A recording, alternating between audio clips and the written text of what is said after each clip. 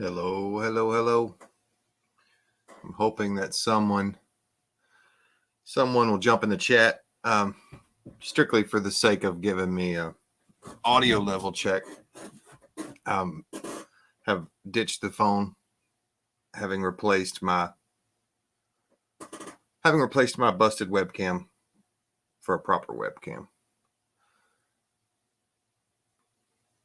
Everybody last night, I can't tell you how much I appreciate Prepper 101 sending some guys over, sending his as goons, as I said, talking to Tennessee and Lake after the main part of the video last night. I appreciate those guys coming over and doubling my subscriber count in a matter of moments, like it was their job. After the main part of the video last night, I appreciate those guys. I'm turning that down.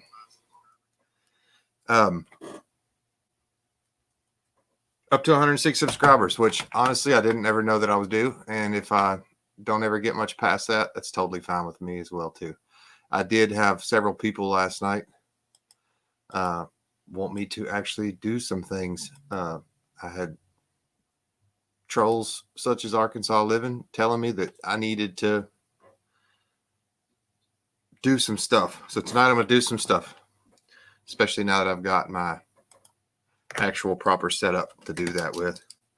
Give you guys a little walkthrough on how I put all these together. I showed last night the nested parts that come as they come off the CNC.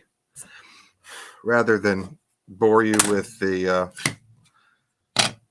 tedium of breaking all those out, cleaning them up, went ahead and did that ahead of time so that you wouldn't have to watch me grunt and curse. And all in all, be an unpleasant person trying to get all the little pieces of plastic trimmed off of them. This one is the chassis faceplate for my canned ham, my original, well, version 2 of my canned ham, the original one that goes in a 50 caliber can. All of the plastic pieces that index into each other have, if you can see, a little like a dado groove, almost like a mortise and tenon, which actually recesses the parts into. And then, as I told him again last night, I don't use a glue or a, like a commercial adhesive. One of the interesting things about ABS plastic is, much like polystyrene, styrofoam, acetone dissolves it.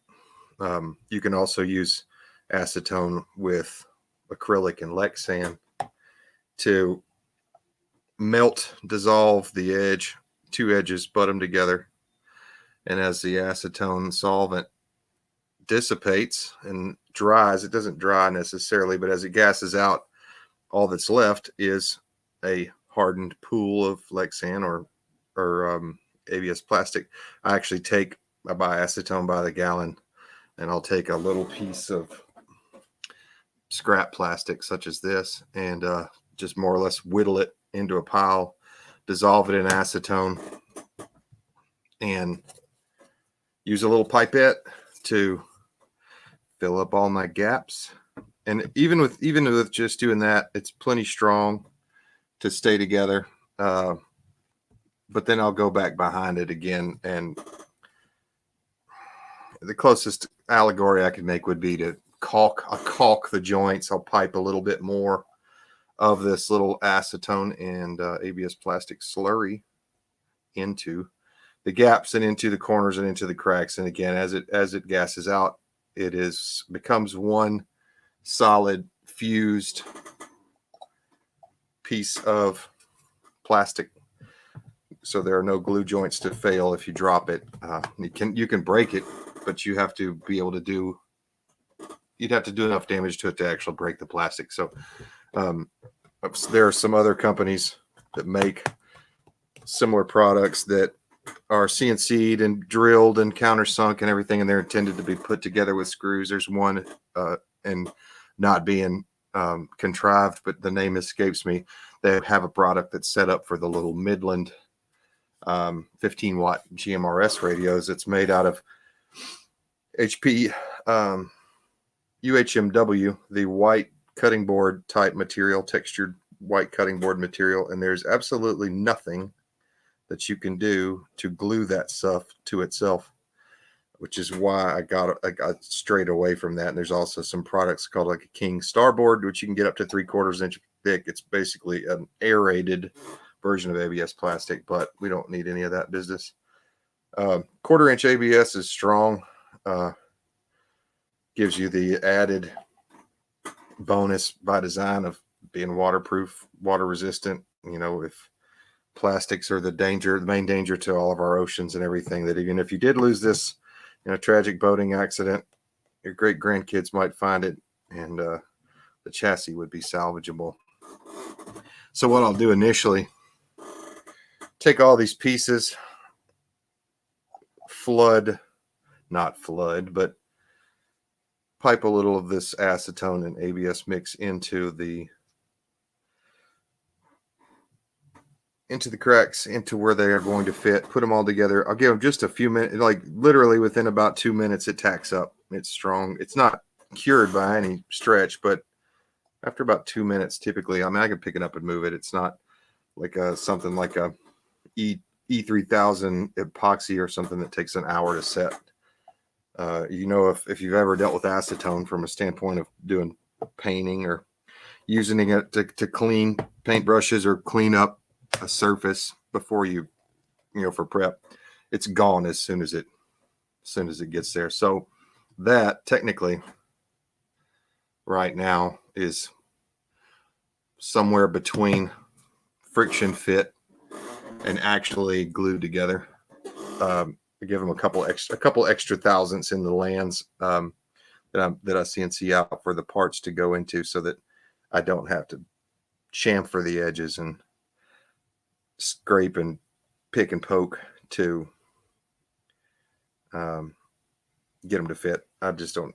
It's not worth the additional effort, because, as I said before, this is going to become a hardened plastic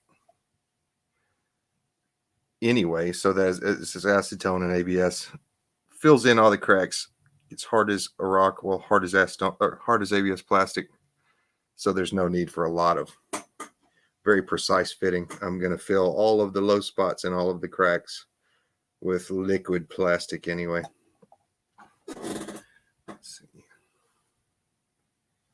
Stuart W., it's good to see you. Just noticed you come up there in the chat. And actually, it's funny, you're not showing up in my YouTube chat, but you're showing up in the StreamYard chat, which, you know, for those of you who have YouTube channels, I was asking Lake Ferry and Tennessee Tactical last night if it bothered them as much when they got their first thumbs down. I can't think of anything that was said last night that would garner a thumbs down, but I guess one thing I learned from video games is if you are finding increasing enemies as you move along in the gameplay, you know you're headed towards the target. If you're going the wrong direction, you don't see any enemies. So we got into some fairly involved conversations last night.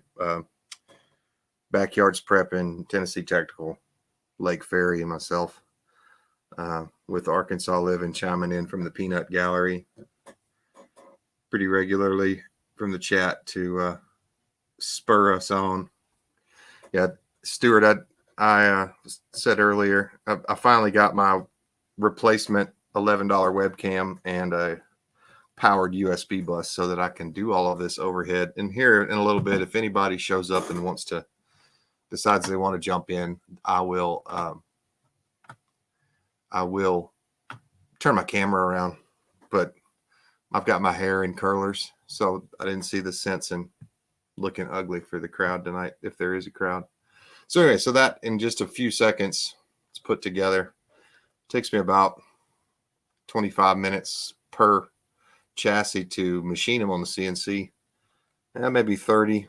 Problem with ABS plastic, even with a very, very sharp cutter, is if you go too fast, if you've ever tried to cut plastic with like a jigsaw, for example, if you go too fast, it ceases to cut and it begins to melt, and it will fuse itself back together directly behind your blade, and it will do that even with a CNC if you are really trying to plow through it. Let's see. So that, I'm going to pull like a Julia Child move, you know, where I've got the turkey is now all basted and we're going to put it in the oven. And right after the commercial break, she shows back up with another one. I put a little voltmeter, thanks to my baby brother who gave me a entry-level 3D printer and 2 more for spare parts. I buy these little voltmeters and then I 3D print the bezels because they're also made of ABS plastic. I can, using the same solvent, the same slurry, I can fuse that bezel to the front of it. I put a little 1 3/4 by 3 inch 3 watt 8 ohm magnetically shielded speaker on the radios that I use. The external speaker faces up on the top of it, and I think that's fairly standard for very small form factor radios, and I'll show you one of the radios in just a minute. Problem with that is there's no barrier between here and the top of that radio and the middle of the can. The first one I made did not have an external speaker in it, and when there was any particularly loud noise, it would resonate the can pretty loud. It sounded like, talking in an ammo can. Stuart, if you're still in the chat, is my microphone volume loud enough, or do I need to turn it up? Again, I haven't had any feedback on the audio setup since I've rejiggerated all of this stuff to get it set up to do an overhead on. And if you're not in the chat, hopefully someone will show up in a little while and say, I can't hear you. So back to that. Little bezel, 12 voltmeter goes in here. This toggle switches, buy them. Again, pay pretty much retail price for them. I don't buy anything wholesale. Unfortunately, I don't have a means to. Thank you, M. Smith, for that. I appreciate it. I was definitely curious. I pay street price for everything. So it's the same. Arkansas Living pointed out, and we were talking the other night, and he said, I can go buy all the same parts, that you guys could go buy all the same parts that I'm using. But there is something to be said for having a CNC machine to cut all this stuff out repeatably and accurately. That is, like I said, my 50 caliber can, the canned ham. For those of you who don't know, which I don't think is many of you, my name is Chris. I am the owner, operator, and occasional beneficiary of Amendment1Preparedness.com. I build and sell watertight, battery-powered, onboard battery-powered emergency ham radio gear.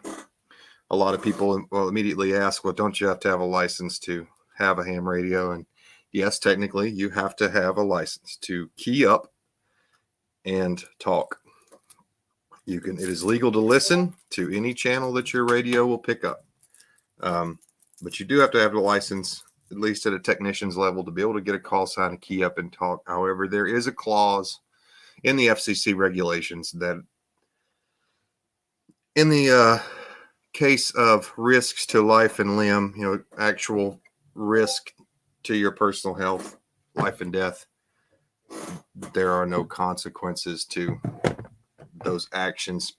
Now, there's probably a fair amount of gray area, that being said, as to what the FCC considers, a little toothpick action here, what the FCC considers imminent, risks, danger to your health. So take that with a grain of salt and be an adult about it. And the advantage that you have with one, even if you didn't even have one with a functioning microphone, is it gives you also the ability to listen to all of the non-encrypted. With these little radios, you can't don't have a means to do the decode encryption, but all the non-encrypted UHF and VHF channels around for your sheriff's department, rural sheriff's departments, and things like that.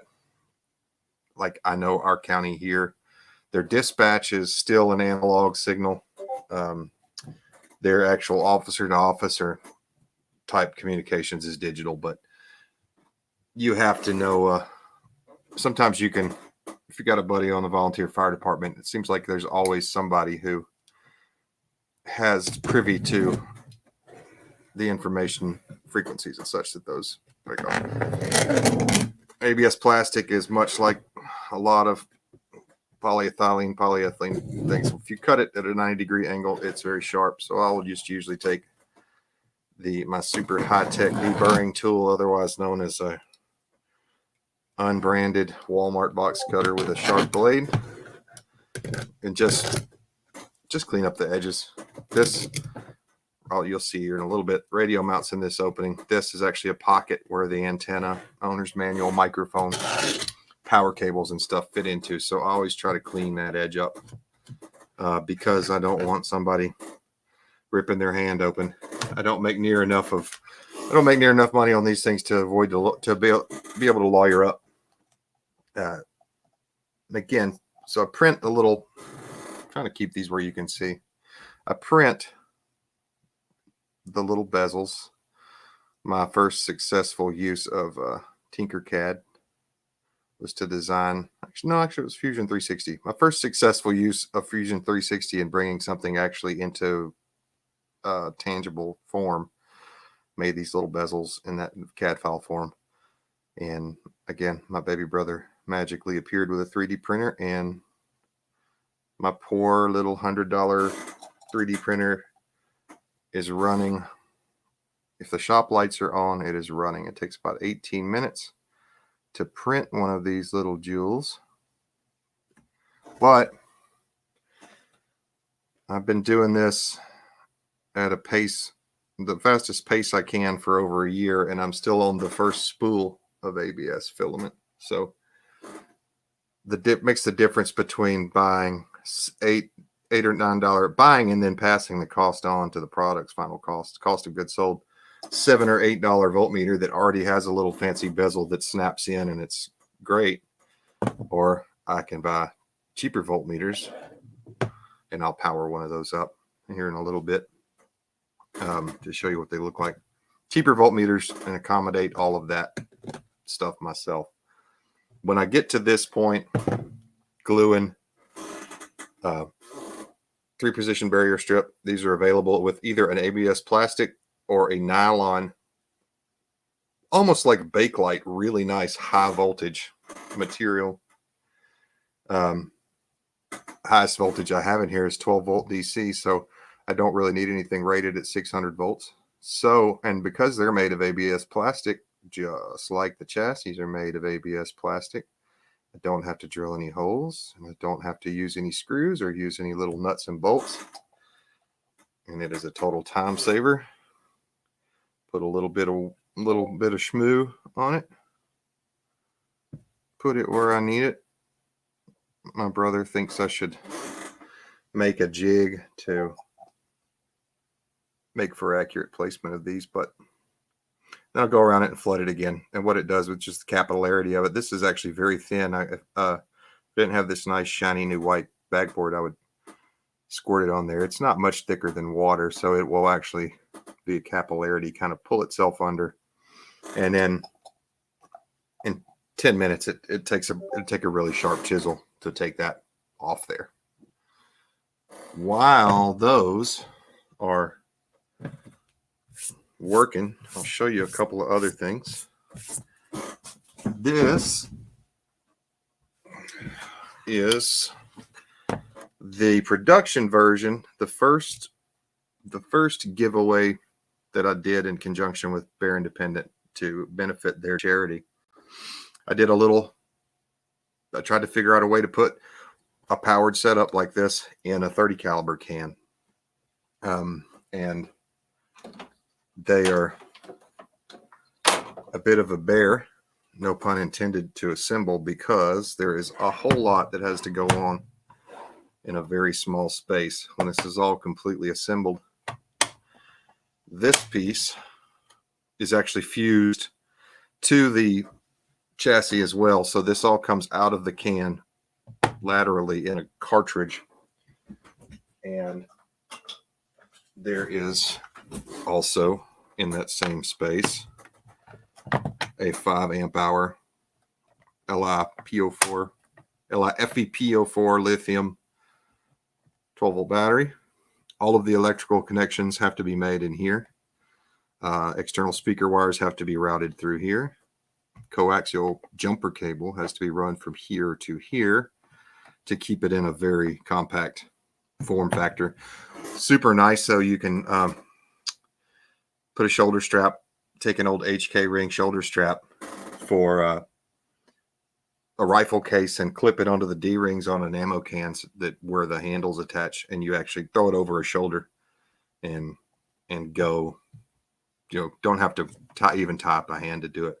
I'll put one of these together and finish it. Probably not tonight. I'm going to get some of these at 50 caliber ones done. Show you, just kind of give you a primer for what I do here. This is as yet unreleased can, and it's going to look really big, and I'm sorry. This one, which I have not come up with a clever pork-related name from a branding standpoint, is a PA-70 mortar can, which is about 18 inches deep. This one has a TYT 7800 radio in it, specifically for its ability to do cross-band repeat. You can set it up to receive on VHF, broadcast on UHF, and if you're in an area where you have topography issues, rolling hills and things like that affect your ability to transmit past the horizon, you can create an artificial horizon by dragging this thing up on top of a hill. Let's see. And I need to charge it.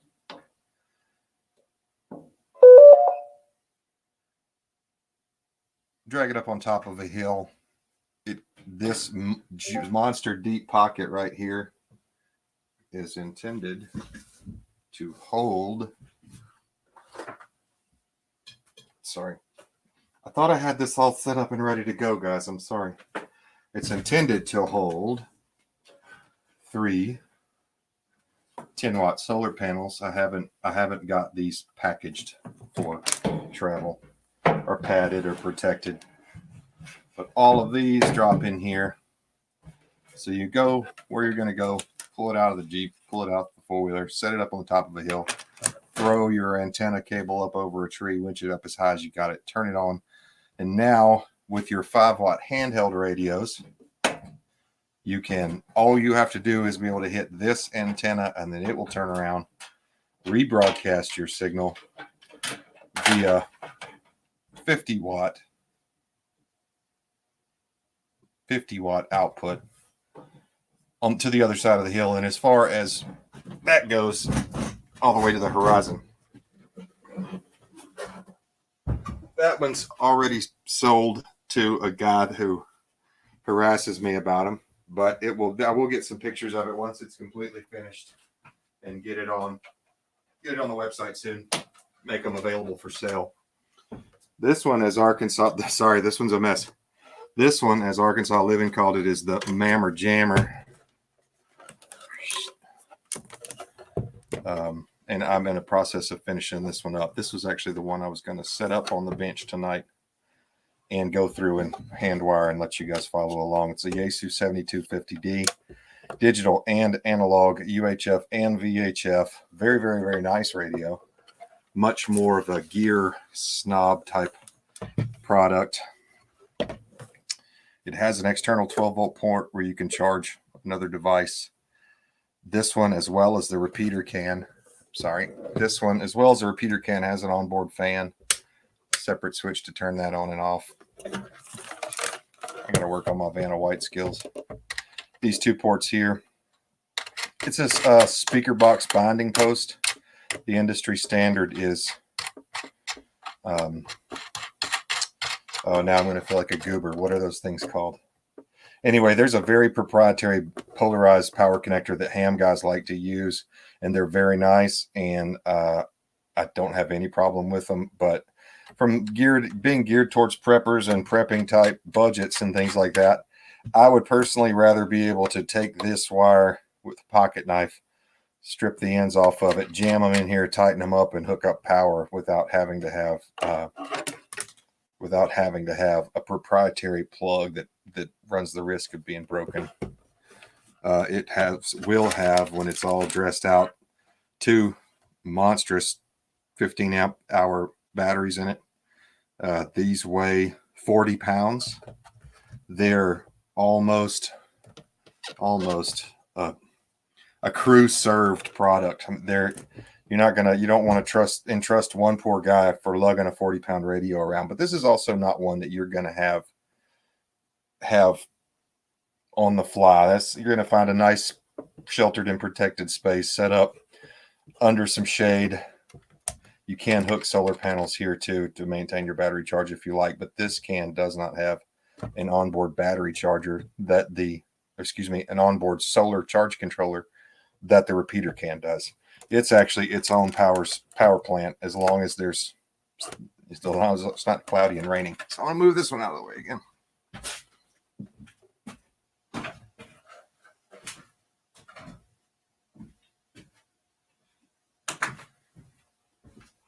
And the last one that I have in progress, I have another one that is I call it's a converter can for the people that buy my powered cans or unpowered cans that they intend to run in a vehicle plugged into a cigarette lighter. This is basically a benchtop. Well, not basically. It is a benchtop power supply. So I'll give you a quick rundown on that too. Basically takes your wall power, turns it into 13.8 volt DC. These aren't expensive. I could build them in a much more expensive way, but for no good reason. 12 volt power, cooling fan here. It has its own switch. Dual 2.1 amp USB chargers, and then a very large 17 amp AC to DC power supply mounts in here, mounts underneath. All of the wiring is done. I know this seems like I'm just throwing a bunch of things out there, but again, just finally getting set up where I can do overheads. So I plan on doing some fairly in-depth versions of these. And if it falls off my truck, will it work, bro? Well, Redneck Prepper, if and it falls up power poles, thank you, M. Smith. And I apologize, guys. I'm not watching the chat this close because I'm not doing this live from my phone anymore. I'm not as I was the last couple nights. If it falls out of your truck, Redneck Prepper, it depends on a couple of factors. One, the speed the truck is moving, the surface that it hits.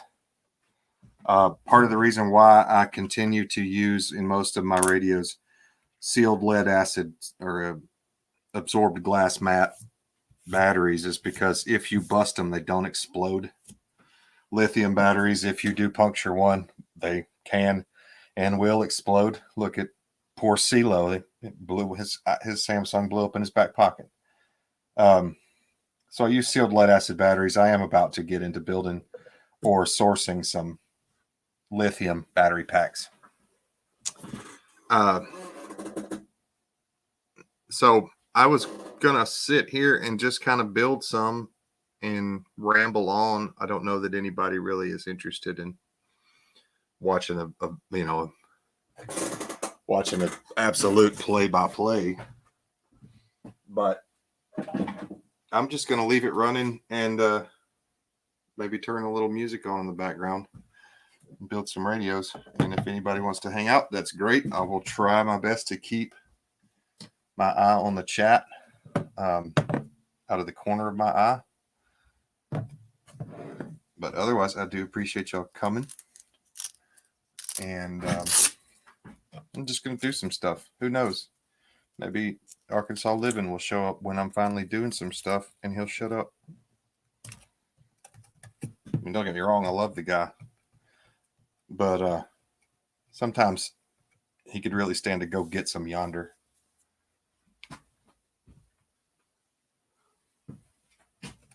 So who do we have? M. Smith, Firefly Farm. Nice to have you as well. Redneck Prepper. Good to see you again. There's my girl, Tales from the Cryptid. Now going by her club name, just plain old Tales. I'll tell you what, I'm going to probably cut this short. Tomorrow night, I will have several different stages of chassis put together in an actual stair-step succession where you can see how it goes, how they go together and how they progress. And then I will probably, in the interest of just total nerd porn, get that big giant monstrosity, one that looks like somebody gutted a giraffe, and hand wire all of that on camera. I could show you what a finished one looks like. Let me look. I've got to do some practicing on this internet stuff. So may or may not get back on here in a little bit. For the time being, I think I'm going to backwoods. Hey, what's going on, man? There's my brother from another mother. Giving up? No, I'm not giving up. I was just trying to decide if anybody was going to want to be bored enough to sit around and watch me do this. And it's also kind of tough to be in a background music free zone. I typically turn on some lo-fi hip hop or something like that to listen to while I'm working to kind of get into a groove. Fine. Talk me into it. Let's build some radios. All right. Voltmeter, toggle switch, Velcro, cordless drill. I just had a cordless drill. Anyway, so that the nuts and stuff on these toggle switches don't rattle loose, as every toggle switch in the history of ever has ever done, I have a very, very high temp hot glue gun. And I go in around, put a little fail safe on these so that they don't get knocked out of their little bezel, and also vibration resistance protects these little 3 very, very small telephone cord size wires that come out.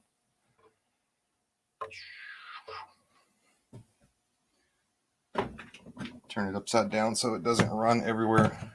It's not the low temp stuff. DMX, backwoods and prep. Yeah, DMX died. I saw yesterday or the day before, I saw today, there was some chatter that he had gotten the vaccine and it killed him, but he's had health problems for quite a while. So he said nuts. I did say nuts.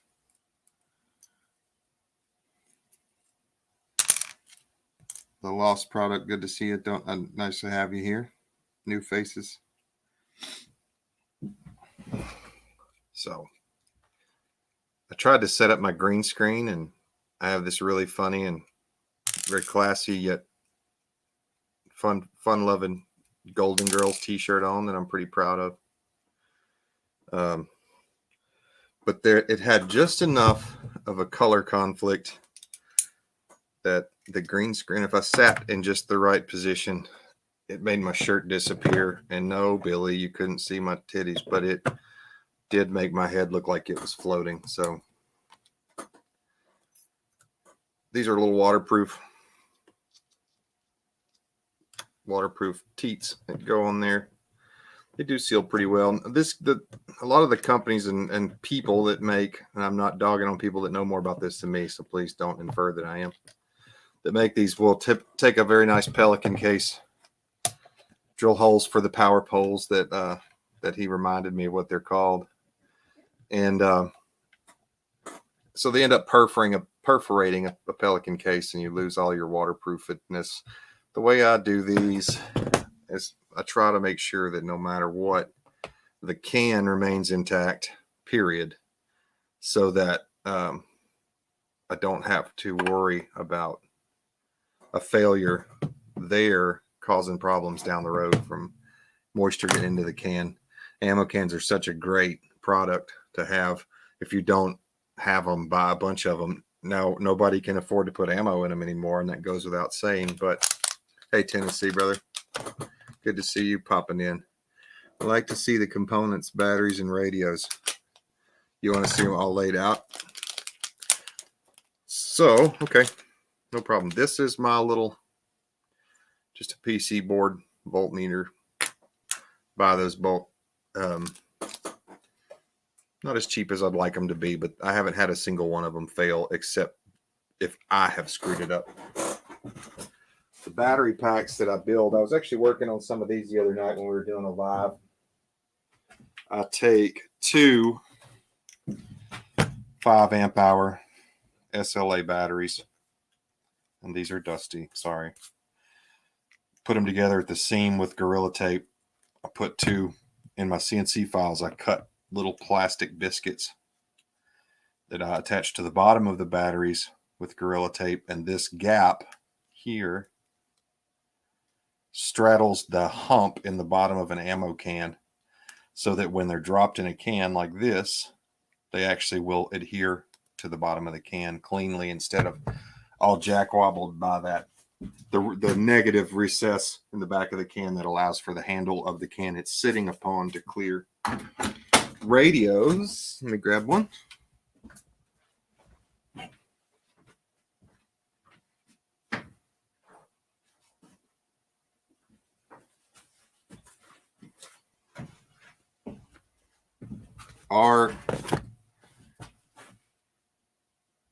Hey, Backwoods, I just saw your message. Sorry, I don't have any sound running in here, so I don't get like a chirp or anything on the chat.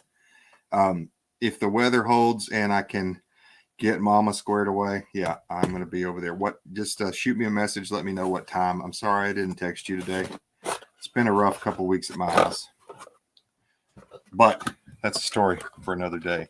This is the, I believe it's pronounced Legion two-way radio, VHF, UHF, FM, ultra compact transceiver. Hecho in Chile. This is a newer version of the one. All of my pictures on the website still have the 898 radio. This is a 998. Same power, same firmware, same features. Difference is this one gives a bigger, clearer display. I believe it has a little bit better separation in the signal processing side of it. And the difference between the 898 and this one is most of your functions are on the mic or accessible via the mic on this one, whereas the 898 it's more labor intensive to go through the menus with the screens here. And just from a standpoint of a mock-up view, this goes right here. These are not expensive radios. They're not fancy radios. They're not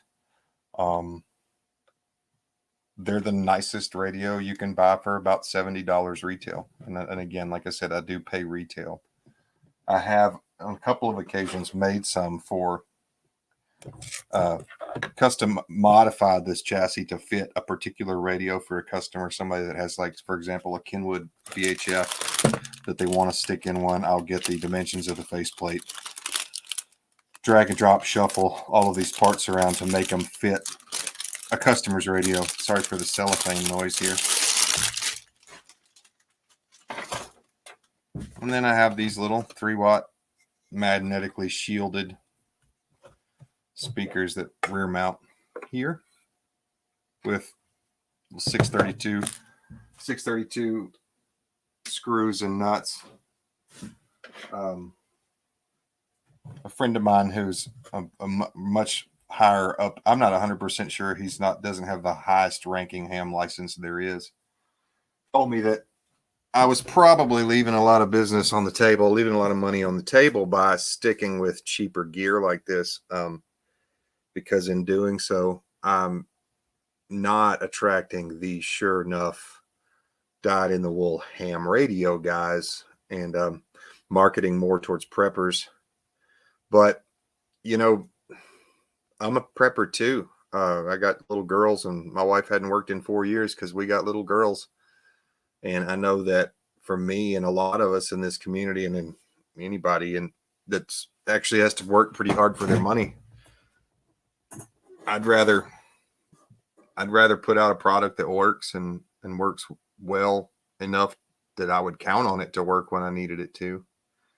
I told a guy the other day, an old boss of mine used to always say, you can shear a sheep 100 times, but you can only slaughter it once. So I'd rather make a little bit of money for my time. This is kind of a therapeutic, I wouldn't say passion project, but a therapeutic way to get my adolescent Lego Lincoln Logs fixation out at 44 years old. Going back and putting a little more of this around that gap just so it doesn't get knocked off. And they really are. When you do it with this ABS plastic, I was kicking myself in the butt. I did car audio for about 10 years in the late 90s, early 2000s. And there are lots of times you'd have a car that came in that nobody made an aftermarket dash kit for. So we would take blank ABS sheet and cut it up and drill holes all in it and basically try to TIG weld it together with zip ties and a soldering iron and plastic weld it back together. And if I had known then what I know now, I could have made a lot better quality kits for cars and things like that. Once all this sets up, I'll get a radio put in that one. This one's already at the next stage. So it's, again, got its speaker mounted, got its voltmeter in it, got its toggle switch. I've got to positively put my hands on my cordless drill that, again, as I said earlier, I was reasonably sure before it went the way of a 10 millimeter socket. It was right here a second ago. There it is.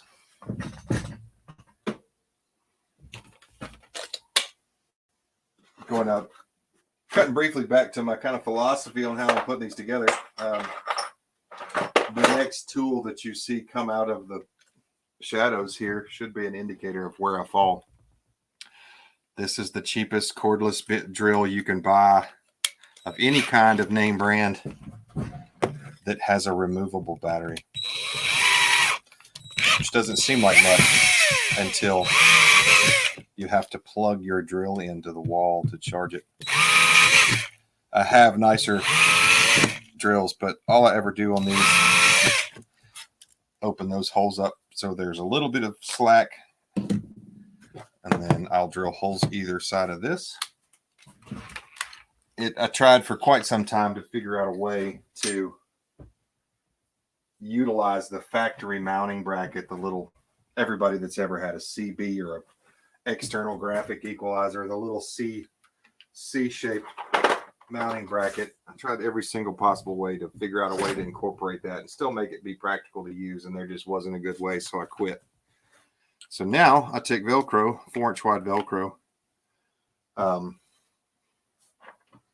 use it to keep it from scooting around, and then lock it down tight to the chassis with big cat daddy zip ties, so it can be removed fairly easily without having to do some minor surgery.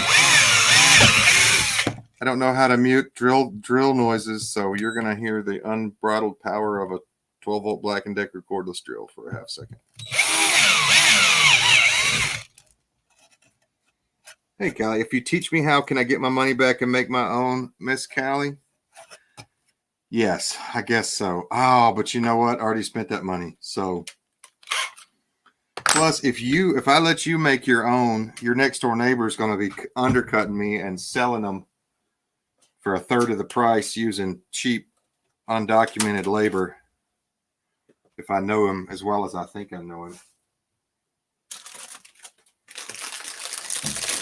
But, you know, maybe not. So I've already put the bottom, the stiff side of the Velcro, the scratchy side of the Velcro. I've already got it put there.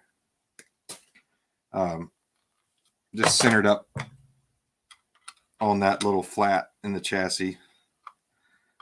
The first couple of these I made out of 1/4-inch masonite, like a clipboard type material for the sake of prototyping and not spending money on plastic. But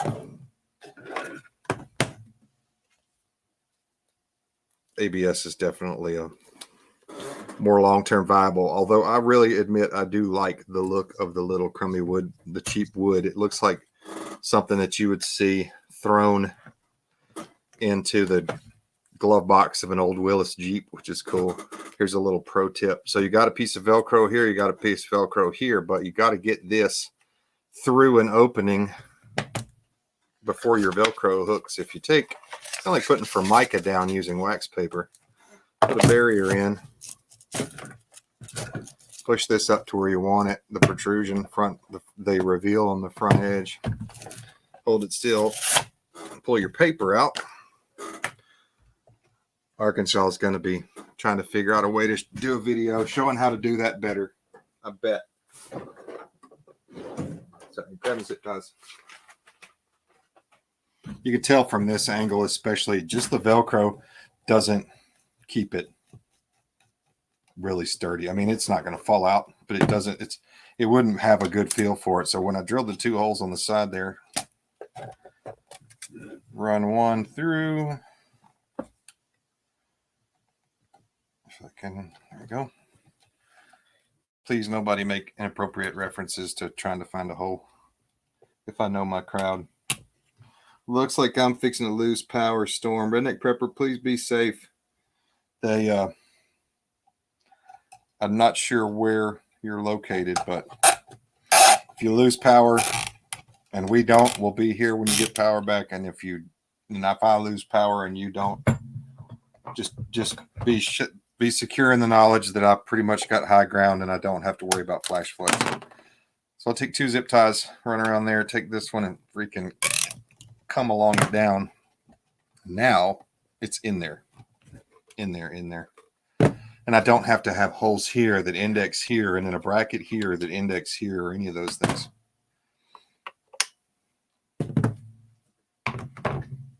West Central. Okay. Yeah, you guys are probably about to get cracked. It's better to be in West Central Arkansas from what it looks like to be in Southwest Arkansas or Northeast, Northwest Louisiana. From what I was seeing earlier, Shreveport, Bossier City, even Fort Smith to a certain degree, looked like they were going to get popped pretty good, which I guess West Central Arkansas would likely be Fort Smith-ish. Yeah, Tails. I tried calling my surrogate baby brother down there earlier in your area to make sure they were squared away. You know, I'm not sure when you got back into that area, but you know, they had that tornado come through, and there's a lot of people that had power, were out without power for 5 or 6 days, especially down Bowser and some of those other farther roads. Always gets bad after Little Rock. Yeah, it does. And looking at it on the map, and if I'm trusting KATV Channel 11's radar map, it definitely looked like by the time it gets to Jackson, Mississippi, it looks like it's going to be a shit show. These little voltmeters have 2 different power wires on them. They'll actually read everywhere from 5 volts up to 24. But in order to make them power up and come on, you have to have a 12-volt load to turn them on, and then they'll register. So I'll take those and connect them together. I'm about to solder all these connections together. There will be some really artsy-fartsy smoke that comes up towards the camera. I'll put it in slow motion and play an audio track of Snoop Dogg with Kamala Harris laughing or something on the background. Emergency warning for tornado warning in Cale. Well, Callie, I hope that you and our common friend are safe there. I know you had mentioned earlier that you guys were battening down the hatches, so we'll be praying for you.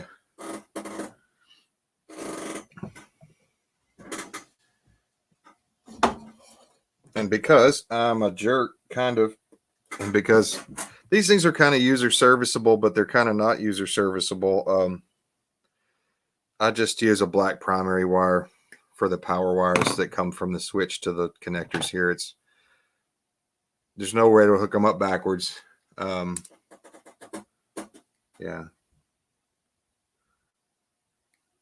All right, Callie, should let us know what's going on. If you need anything, you can't get a hold of anybody down your way, shoot me a text.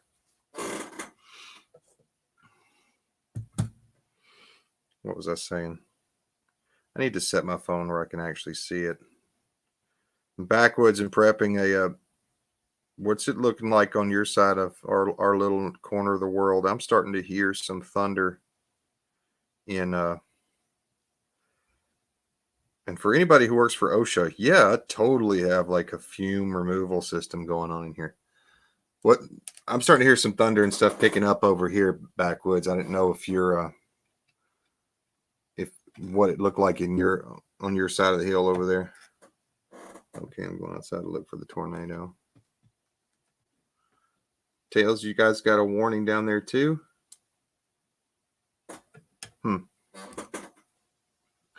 Sounds like it's going to get a little western tonight, as Tiborosaurus Rex would say. All of the connections in these, I don't use any. I use crimp connectors, but I don't use them. I don't use any of the insulated little blue plastic or nylon coated crimp connectors because I hate them. I buy the bare ones that don't have any insulation on them, and then I use a Coast Guard spec adhesive lined heat shrink that insulates, but it also makes a waterproof and physically strong connection. And with my gilded heat shrink constriction device, melt that on there.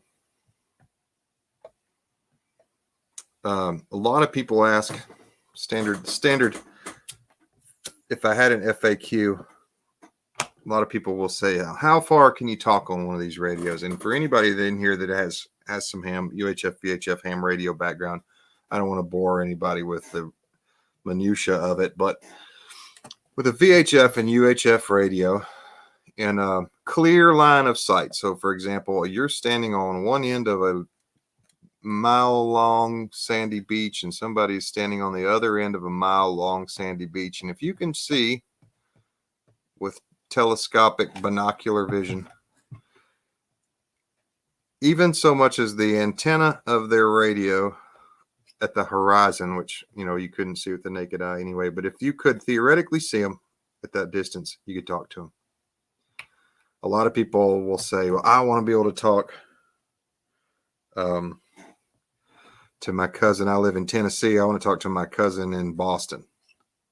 And you can do that. You can do that with a ham radio.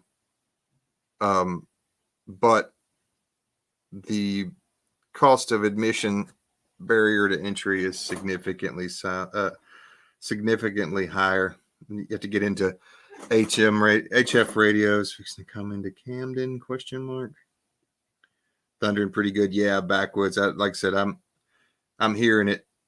I'm hearing the echoes of what you guys are getting over there. So we're kind of like neighbors. Kind of.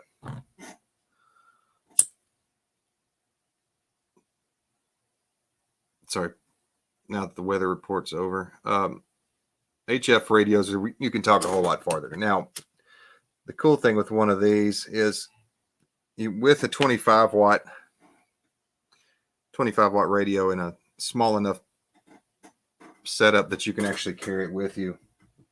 Even in a worst case scenario, you still are going to be able to communicate over longer distances than a 5 watt because you're not going to have the signal degradation as it reaches out further and further. Just like anybody that's ever had a stereo in a car running speakers, if your radio makes 10 watts per channel and the amplifier that you're running your 6x9s off of makes 100 watts per channel, it's not RF and it's not exactly a linear equation, but you get the point I'm trying to make there. Praying for those in the path of this meth. Yes, ma'am. Tails, me too. I ask that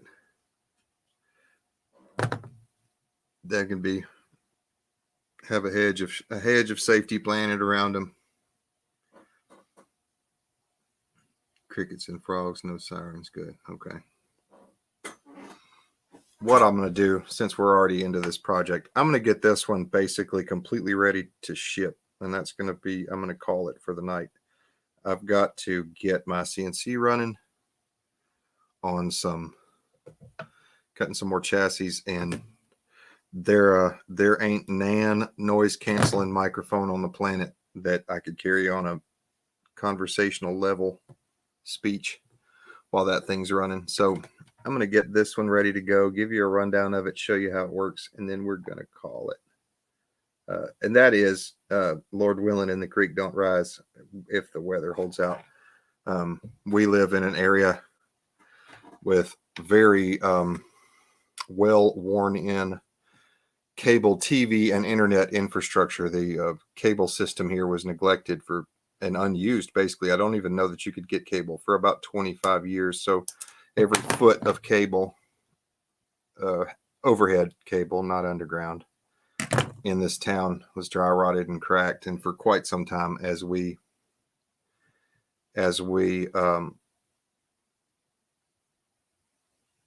got high-speed internet and everything in town, when the wind would blow really hard, it would stretch and break a connection somewhere. But the poor people that bought out this cable company have probably put in 50 miles, 100 miles of coax in this town. For the people that tinker with electronics projects, another little cheat. So if you're making a positive hot and a ground connection, solder connection, in line with one another, and you don't want to have to like insulate them separately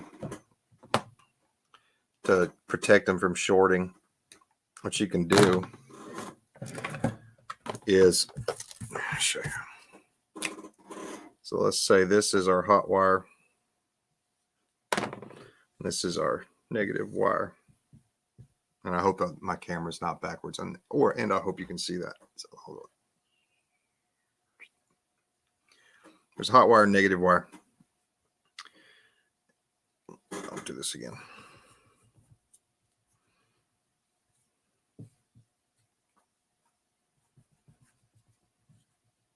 Okay. Positive, red, black.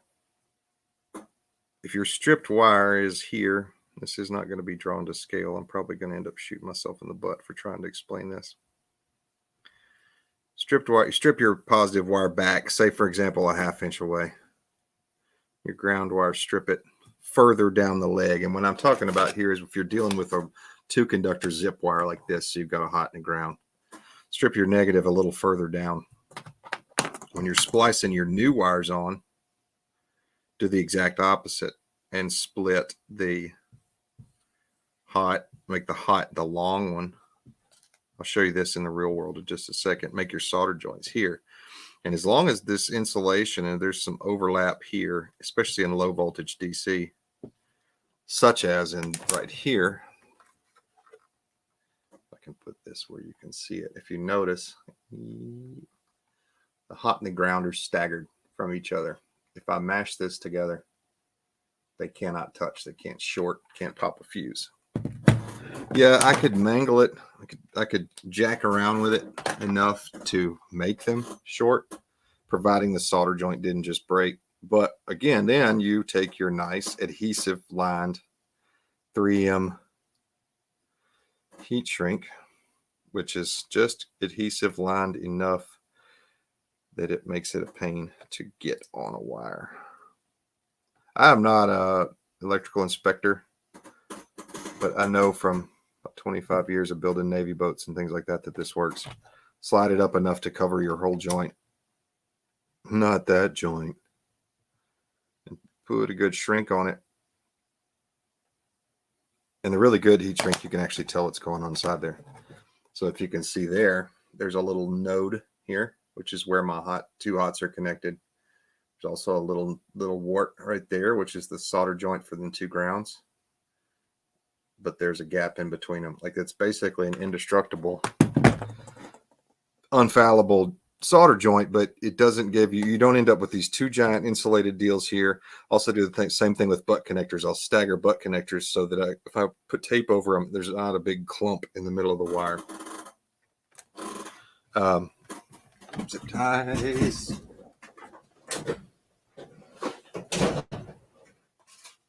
My wife was asking me if I really thought this was a good idea to do a step-by-step on how I put these things together. And like I told you guys earlier, or actually it may have been last night, nobody's reinventing the wheel here. I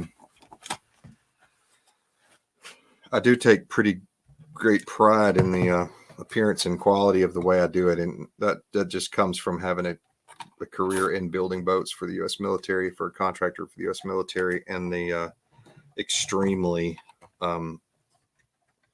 rigorous standards to which all the wiring had to be done was actually part of the reason why it was probably a job I loved more than any other job I've ever had.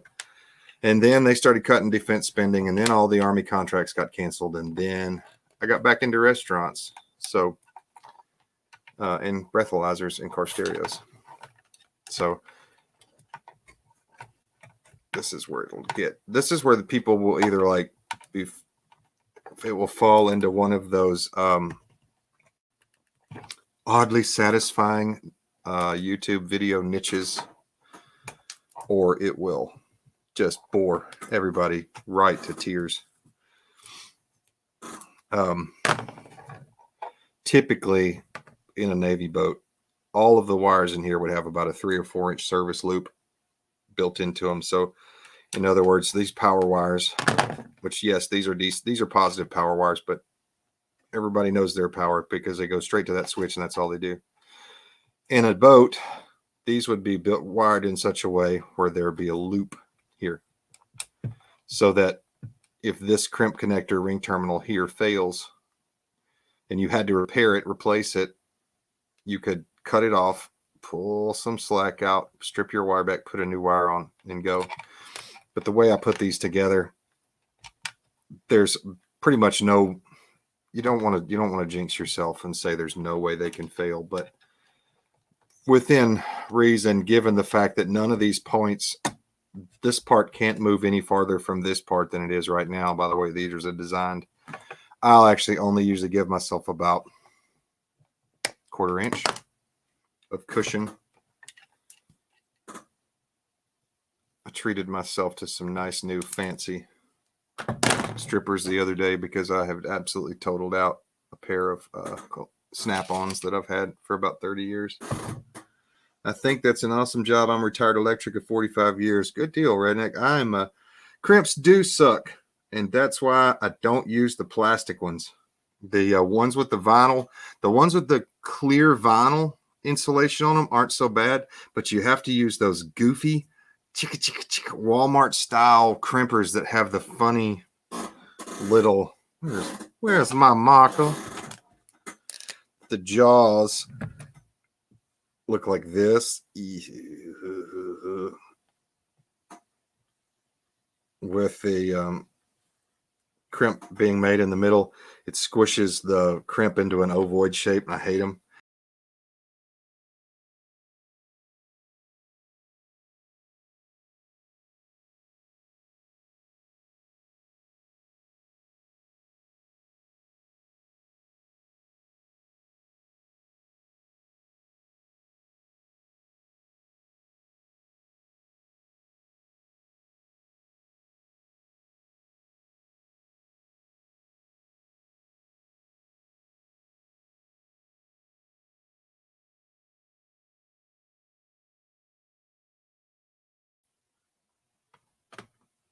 Okay, I think I'm back now.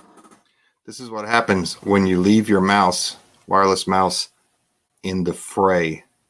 You can accidentally click and cancel your live stream.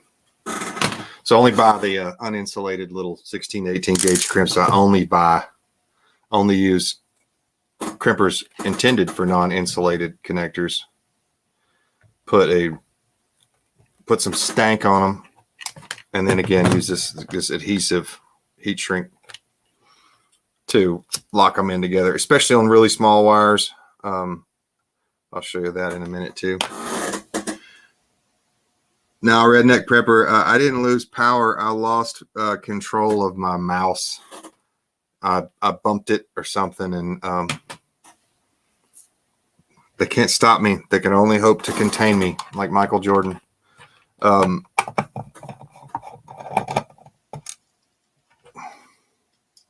Any of the people in the chat right now, anybody have their ham license? Are you doing tined crimps? Are you talking about, tinned? Yes. Let's say I don't have any with tines, but because I thought that was in forks and hay balers. Anybody have their ham license or messed around with any of this stuff? I know CBs are probably a lot more common than what I was going to say a second ago. Instead of doing the big giant service loop here, if you notice how I bring this over, and it engineers about a 1/2 inch of slack into this thing. And then I can actually just take them and cut them, stagger them. I've never tried to do this while anybody was watching me other than a Navy inspector for the Royal Cayman Island Navy. And that was nerve-wracking. We were building a 65-foot gunboat. It looks like I'm drawing vaginas. Sorry, y'all. Building a 65-foot gunboat for the Cayman Islands, and the inspectors showed up before the boat was finished. So I was literally making all these connections and stuff. You ate a ham sandwich today? Well, that's close enough. General class, that's awesome, M. Smith. I just got my technician's license middle of last month. Upon prodding and pushing from a buddy of mine who has just got his extra license. He took the extra license the same day I took my technician. I actually tested for general that day because I crushed the technician one, and I missed it by 4 for general. But in other words, I missed 4 too many questions. But I had never cracked the book, and I told the guy I wasn't gonna waste any more of their time, like me just randomly Russian roulette selecting multiple choice questions. So I am going to go back. I had hoped to go and test for general before April 1st, since now they're requiring a $35 application fee, because as you know, the government needs our money. Now they require a $35 application fee to even test. So that would have been $35 that I'm sure I could have spent. Maybe not spent better, but I damn sure could have spent differently. So it's not really a priority for me for what I'm going to be doing to get up to general very quickly, but I am working on that. All right, so that cleaned up a little there.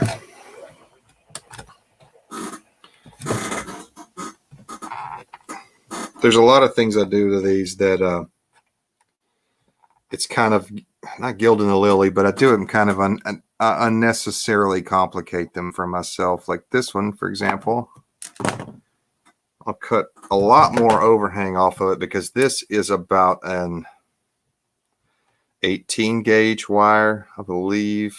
That probably it's actually just a little factory power cord that comes with the radios in the box that they intend for you to plug into the cigarette lighter. I don't have a micrometer or a standard copper wire gauge chart here, but I would put it around 18 gauge. So I'll take that, strip it back further, double it over on itself, tin it, and then put a crimp connector on it. And I don't have to worry about the little bitty tit in the groove of these crimpers. You aspiring electricians and aspiring people who want to get into the electronics hobby, if I could offer 2 pieces of advice, we'll call it 2.5 pieces of advice. 1, don't buy electrical tape that is not made by 3M. Now, no matter where you fall on the political spectrum, have feelings about 3M. don't buy electrical tape that's not made by 3M. There's no such thing as good electrical tape if 3M doesn't make it. And Arkansas Living might argue with me on that because he probably buys all his stuff from China. But another thing, don't buy, if you go to your local Walmart and or Otasco and they have that little electrical, like DC, like automotive electrical crimp assortment kit that has like some blue ones and some yellow ones and some red ones. They also have those terrible raggedy wire crimpers in them. Don't ever buy any wire crimpers that even remotely resemble those unless they are a ratchet crimper and they are application specific. For example, for Coast Guard specs wiring, you could not pierce the insulation. So these that have this male and female that index into each other to compress the thing, I couldn't use these crimpers by U.S. Coast Guard spec. However, I could use this inner jaw right here because it didn't break it. They got on to me about it until I showed all of the quality control guys that they could not distinguish between the two after in the finished products, and then they left me alone about it. But buy some good wire crimpers and don't buy any electrical tape not made by 3M. And if you live in a foreign country where there's another brand that's as good or better than 3M, then good on you. But I have thrown away 4 times my substantial body weight in shitty electrical tape in my life. That people, when I've asked them, hey man, we're in the middle of doing this thing, can you run to the store and get some electrical tape? And they come back with the crinkly cellophane wrapped 99-cent a roll electrical tape. Usually I don't speak to those people after that. So I don't have any journeyman licensure in electrical or anything like that. But I can tell you that I have spent a whole lot of time under the dashes of cars doing breathalyzers and car audios and remote starts. And I hate cheap wire crimpers with the fury of 1,000 suns, and I hate cheap electrical tape. 33 plus is great. 88's good too. I don't know what the difference between them is. It seems to me like 88 is a little thinner, like it stretches and wraps a little tighter at the cost of not being quite as sticky, but it's cheaper. I know 88 is a little cheaper than 33 plus. I don't usually buy much electrical tape, so when I do, I go ahead and just pony up and spend a little money on it. A roll of electrical tape lasts me a while. I'm not using it every day. This is actually fairly close to being finished. Fairly.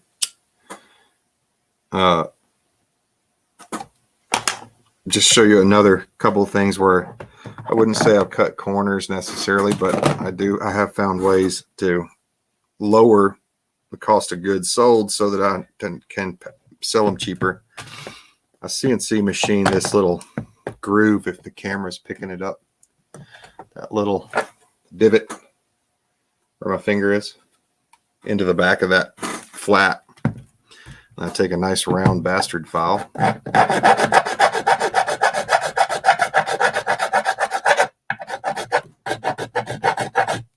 and radius and deburr this edge.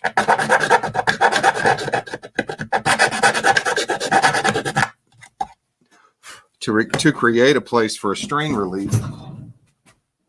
A strain relief, for those who are not familiar with it, is the little plastic cleat on the back of your TV that your power cable comes through the back of the TV into. But what it's there for, it basically all but prevents you from ripping the power cord out of the back of your TV because it transmits that pulling force to and don't come apart. Oh, the tape, yeah, it doesn't come apart. Yeah, exactly. It doesn't break down, especially in UV. So what I've done, I make this little groove there. This is, I buy these, before I just cut the other end off of it. It's a 5-foot male to female cigarette lighter extension cord, but it's good, nice 12 gauge wire. I buy these and I upcycle them The way I do that, this now becomes my cigarette lighter DC power cord. This little groove now becomes a strain relief. And if you can see these two little holes on either side of said groove, zip tie up, zip tie back up through the hole, put it where you want it, pull it down. Now what that does, it brings my power cable, it brings my power, I hate working in the mirror, cable around this brooch, keeps it from chafing on the bottom metal of the can, pulls it out through the front fascia pocket. And then as it comes up to the radio here, as you see there as well, it's below this plane. Now this little ears is the bottom metal of the can. So I'm not touching it. I'm not rubbing this through on a metal ammo can. And I don't have to pay $3 a piece for little strain reliefs that were never intended to work in this application. So I'll just take it, and this doesn't have any polarization writing. It's not red and black. But anybody that's, again, messed with a little electrical, there's usually an identifying feature on a lamp type cord like this. In this case, the negative has a little, it's ribbed. It's ribbed for your pleasure. So, or at least for helping you find the fact that that's the negative. Same thing applies. We just take a little ear off there, ear off here, put our same, I should do this in time lapse. It would be so much more interesting, you know. Do some Benny Hill music in the background. I'd watch it. But I'm going to watch this too and pick myself apart completely like I did last night.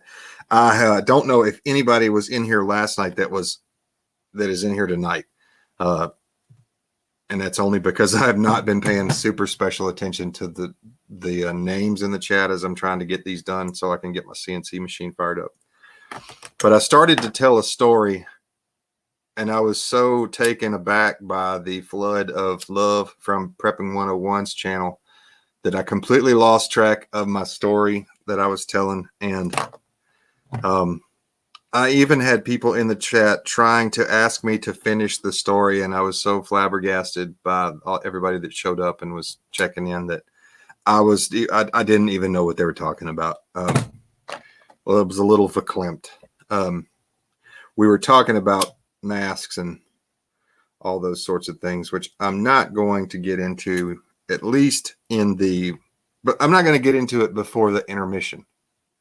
I'm looking at myself on TV and I feel like I'm watching an AVE video, which is exactly the look I was looking for. This is the healing bench. If you're not subscribed to AVE, as in the abbreviation for Avenue on YouTube, you are missing out. Like a treat especial. If you're not watching that, you really should. It's the funniest thing on the internet.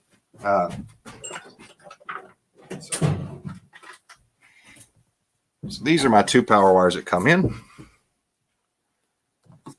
We're going to nip these off, sized to where they fall. Do the same thing that I did with the other very small gauge wire. This is it's a Deutsch style male-female waterproof connector, and by the reason I say Deutsch style is because the way that this people would spell it would not even have any English letters in it, much less be spelled Deutsch, because these come from the land of silk and spices. But they're very good. I haven't had any, lots of times in a polarized connector like this that has pinned in, anybody's ever worked on a Cat diesel, you know, they, when you go to connect them on a cheap Molex connector or a cheap polarized connector other than those little SAE plugs that are just vulcanized rubber, lots of times the pins will push themselves out. And I've built 240 of, well, not 240 of this radio, but I've used 240 of these connector sets, and I have not had any pins come out. So I'll take it. Could I use more expensive stuff? Yep. But then that would now take my $309 radio and add $10 or $20 to it in a time when I wouldn't personally have that $10 or $20 additional necessarily. And I don't feel like a lot of people, anybody that's got walking around with money falling out of their pockets needs to buy me some ammo. Just as a, I'm not gonna ever worry about monetizing this channel or anything like that, but I will set up like a PO box or a UPS mailboxes, etc. address where people can just send 9mm and 5.56 ammo to me if they want to. Because, you know, it's out there. It's just not there. Let's see. So much like the little demonstration I did on soldering the little connectors earlier, I'm glad I put this white background down so you can actually see this hot and ground are staggered to correlate to the hot and ground in this little barrier strip.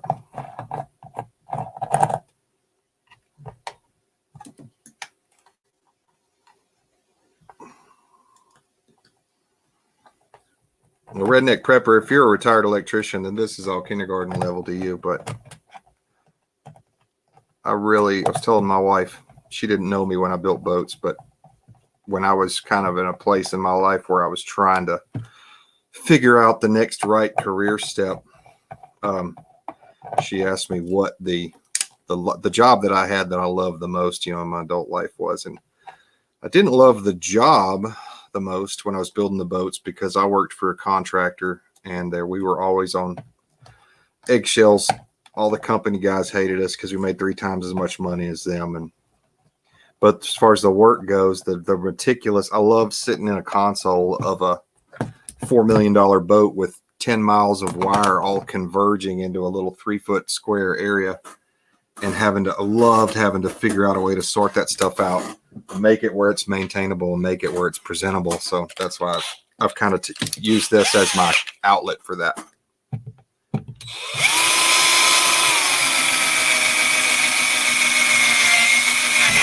The last 10 times I've cut out these chassis, I have meant to remind myself to remember to put a hole right there in the CAD file so that I don't have to drill a hole right there on every single one of these. But that little hole gives me the ability to pin this down and create a strain relief there to keep this from getting pulled apart. So just like anybody else, I can get in too big a hurry. I had a gentleman today email me to tell me that he was super excited. He got his radio in. I was glad to hear it because I have been really hooked up trying to get some out, dealing with supply issue and stuff like that. And he said, I was super excited to get it, but I can't seem to find an owner's manual anywhere. And I had forgotten to put his owner's manual in the can. So I have to remember to mail one of those out tomorrow. But where I was going with that was I just like anybody else, I can make a mistake. But I can promise you, this particular layout and setup is about the 6th or 7th complete rearrangement of all of this stuff. And not really necessarily, as you can see, it's not the most streamlined and efficient assembly process. But I'm also not, I like the troubleshooting CNC that have a local Steam challenge. By Steam, you said so STEM. Yeah, challenge was cool for sure. That's the thing. I like to have, my brain requires a little bit of extra pressure every once in a while. But what I was saying was, I can promise you I have put more brain time into these than it would appear, as far as just finding a way to make them work the best, where, especially and strictly from a standpoint of the end user, to where it's not hard for you once you get it to figure out how to use it. You can take the lid off the can. Now, when you first get it, I do leave the male and female version of these battery plugs disconnected from each other. And that's only because if through some type of inertia, you drop it hard enough on its lid in shipping that just the shock could cause the power switch to flip. I don't want the batteries to be dead when they get to you. So I don't have those plugged up. But past that, I mean, it's slide this out of the can, plug that one wire connector up, turn it on, and program your local repeaters in it, or your buddy's Bofang radio frequencies that he likes, and start talking. And the owner's manual, as pretty much all Chinese companies, the owner's manual is absolute hot garbage. It's garbage. I wish that just one time they would hire not even an American, but an English-speaking person to write the owner's manuals for the English markets. So please, for to buying super quality radio, just hire a college kid that's doing a summer internship or in China. If they do that, it's a hypothetical, of course, and let him write your owner's manual for him. Just got a phone call. Arkansas power just went out. Backwoods, did it go out ahead of or after it came through? Yeah, I'm gonna pull the weather radar up in a second.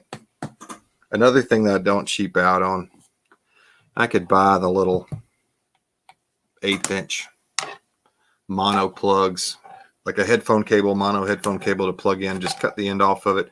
But you get down to the little like 64 gauge shielded center conductor. So I'll buy these components, solder on. They're made by Reen. Same company that makes Neutrik connectors. I just almost screwed up and didn't put any shrink on the inside of it because I was so excited about it when picking up here and raining hard. Okay, Billy, thank you. So I may get this thing put together before Mother Nature, Father Time catches up to us, and I may not. What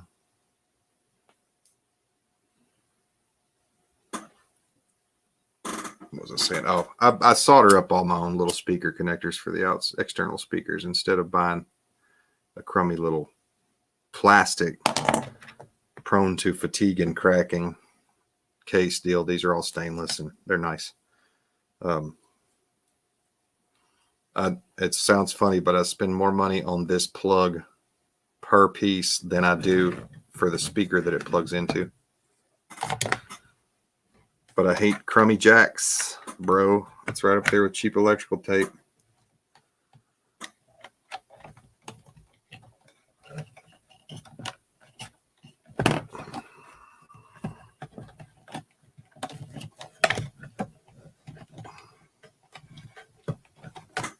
Give myself a little bit of vibration rattling space in the length of it here, so that it doesn't copper, much like aluminum or brass or most non-ferrous metals.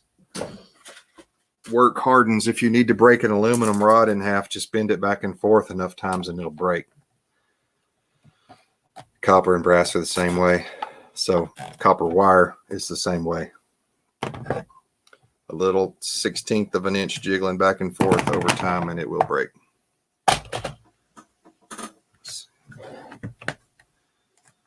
I usually assume the official weatherman for my family role when the weather is threatening like this, and I'm usually just standing at my computer with 13 live radar feeds watching with a wary eye. But I honestly, I'm not caught by surprise by this, but the last time I looked at the weather backwards, it was not looking to be you know, it was going to rain or it was going to do a little something, but it didn't really look like anything I needed to worry about.